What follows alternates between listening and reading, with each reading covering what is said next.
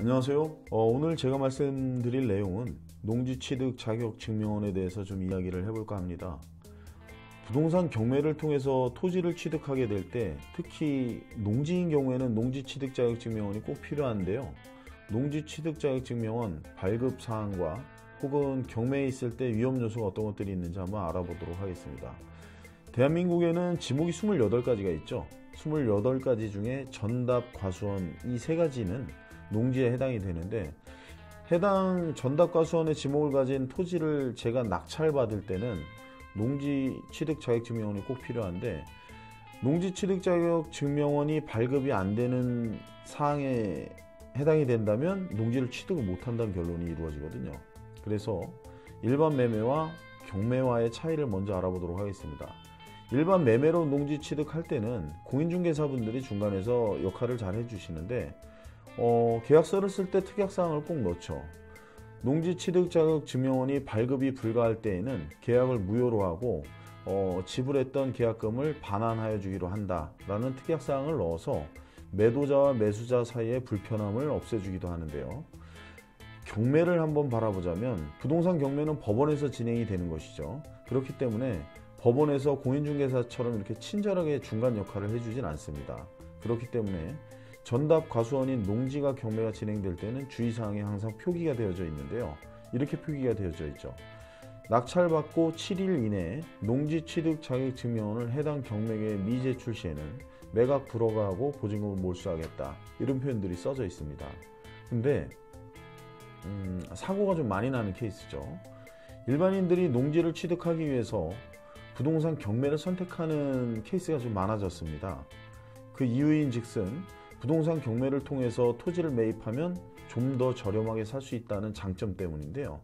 그러한 장점 때문에 농지를 경매로 취득한다, 이런 논리로 접근을 많이 하시는데, 이렇기 때문에 사고가 많이 납니다. 왜냐하면 일반인들이 농지 취득 자격증명원을 법원에 일주일 이내에 내야 된다는 내용을 잘 모르고 입찰하시는 분들도 굉장히 많고요.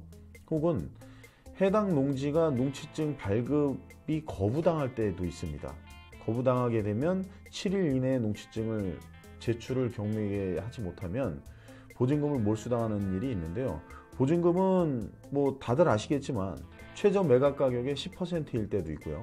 혹은 재매각 사건인 경우에 20%일 때도 있습니다. 그래서 확인을 하시고 꼭 입찰을 하셔야 되는데, 대부분은 이제 신건에 한해서는 10%죠. 그럼 제가 2억짜리 물건에 투자를 한다고 하면 보증금 2천만 원을 냈다는 얘기고, 제가 보증금 2천만 원을 내고 입찰에 참여해서 농지를 낙찰받았는데, 해당 농지에 대해서 농지취득 자격증명을 신청했더니 발급을 거부당했어요. 그래서 7일 이내에 농취증을 제출을 못했다면 저는 2천만 원이란 보증금을 몰수당하게 됩니다. 이러한 일들이 빈번하게 일어나고 있다는 사실, 여러분들 꼭 기억하셨으면 좋겠습니다.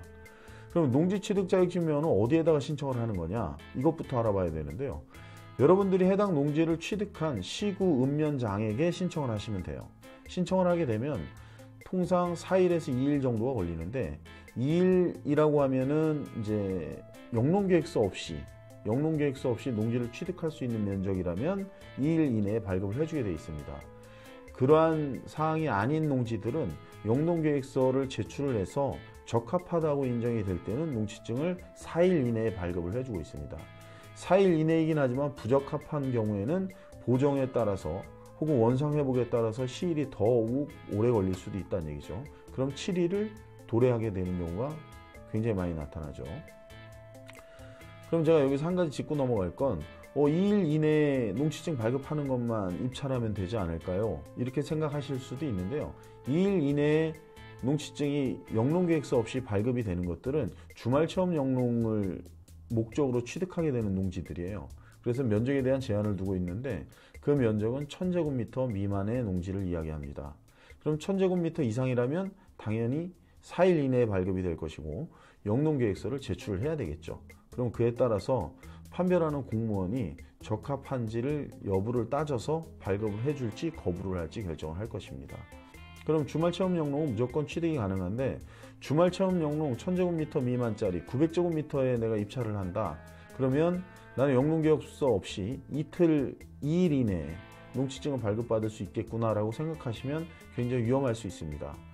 주말 체험 영농의 1000제곱미터 미만이라고 표현한 것은 세대원 합산을 이야기합니다. 혹시 여러분들의 세대 구성원 중에 농지 취득이 취득을 해서 보유하고 있는 농지가 있다면 내가 경매로 취득할 농지에 대한 면적과 합산을 했을 때 1000제곱미터가 넘게 되면 주말 체험 영농 2일 이내에 발급받을 수 있는 게 아니라 영농계획서를 적법하게 작성을 해서 제출을 했을 때 그때 4일 이내에 농지 취득 자격증명을 발급을 해주고 있습니다. 그래서 이러한 부분들 때문에 좀 경매에서는 굉장히 민감하게 받아들여지고 있는데요. 농취증을 미제출해서 보증금을 몰수당하는 사례를 제가 한번 말씀드려볼까요?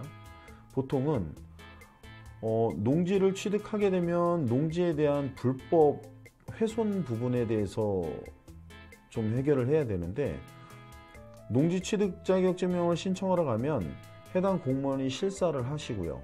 실사했을 때 거기에 농지 이외에 다른 불법 건축물이라든지 혹은 농지 외의 목적으로 주차장으로 사용하고 있다든지 그런 일들이 있을 때는 농지 취득 자격증명을 발급 거부할 때도 있습니다.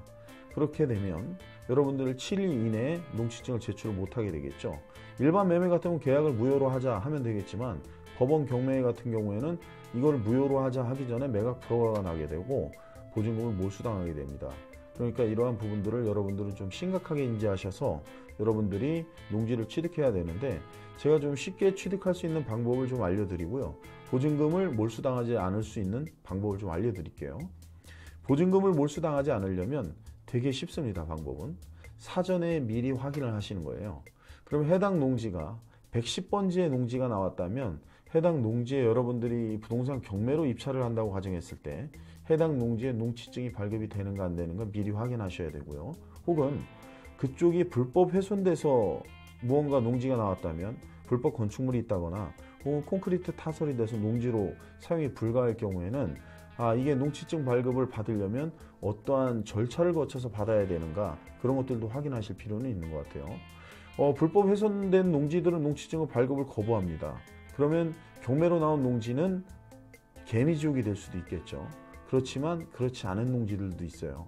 왜냐하면 발급 기관마다 좀 다른 견해를 보이고 있거든요.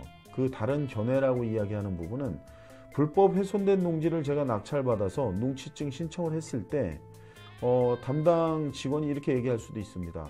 불법 훼손된 부분에 대해서 원상회복을 하실 마음이 있습니까? 물어보죠. 예, 있습니다 라고 하면 원상회복 복구에 대한 이행각서를 쓰게 되면 내가 낙찰받고 소유권 이전 등기 된 이후로부터 언제까지 내가 원상회복을 하겠다.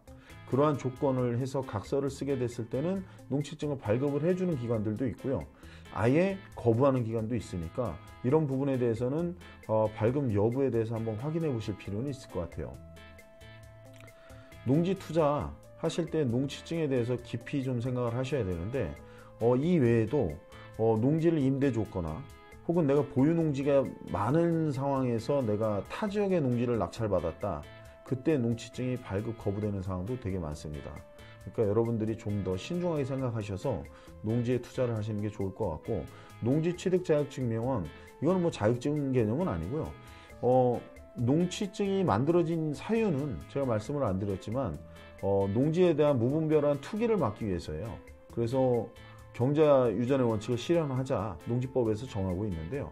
경자 유전의 원칙은 내 땅은 내가 농사 짓는다 이런 개념이에요. 남에게 빌려주거나 혹은 내가 투기를 목적으로 사서 농사를 짓지 않으면서 농지를 보유를 많이 한다거나 그런 것들을 막기 위해서 농지취득 자격증명원을 신설을 했고요.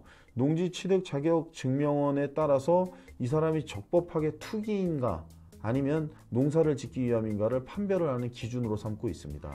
그러니까 농지취득 자격증명원 여러분들이 좀 깊이 생각하셔야 될 것 같습니다. 자, 오늘은 농취증에 대해서 말씀드렸습니다. 여기까지 하겠습니다.